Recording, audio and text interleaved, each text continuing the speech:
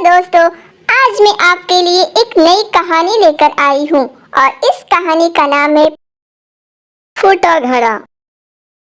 एक गांव में रामू नाम का किसान था और उसका एक छोटा सा खेत था।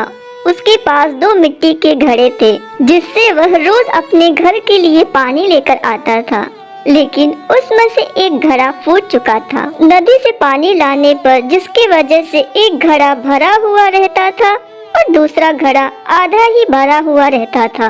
जो घड़ा फूटा हुआ था उसे बहुत शर्मिंदा रहता था कि वो आधा पानी ही घर पर पहुंचा पाता है, और जो सही घड़ा था उसको इस बात का बहुत घमंड हो चुका था कि वो पूरा का पूरा पानी घर पहुंचाता है। इसीलिए वो फूटे हुए घड़े को कहता है, तो आधा पानी लाकर मालिक का मेहनत बेकार कर देता है तो किसी काम का नहीं है।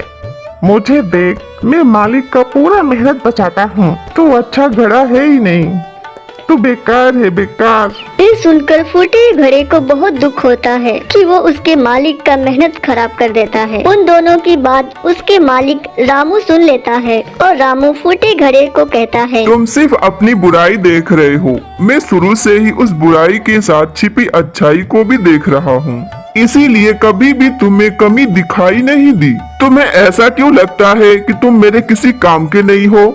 जाने अनजाने में तुमने मेरी बहुत मदद की है।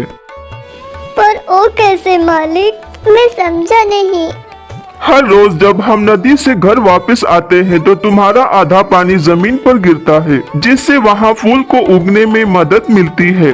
तो तुम कैसे कह सकते हो कि तुम मेरे किसी काम के नहीं हो? इन सब में आपकी मदद कैसे हुई मालिक, मुझे कुछ समझ नहीं आया। वो ऐसा है कि अब मैं खेती के साथ साथ उन फूलों को भी बाजार में बेचने लगा हूँ, जिससे मेरे पास और अधिक धन आ जाता है और उस धन से अच्छे और ज्यादा बीज खरीद लेता हूँ। ये सब तुम्हारे वजह से ही हो पाया है, इसीलिए तुम आज के बाद अपने आप को कभी भी किसी से कम मत समझना।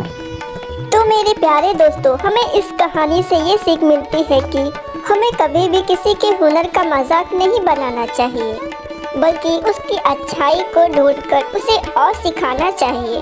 तो फिर मिलते हैं एक नई कहानी के साथ। तब तक के लिए टाटा बाय बाय दोस्तों, और मेरे चैनल को सब्सक्राइब करना मत भूलिएगा। धन्यवाद।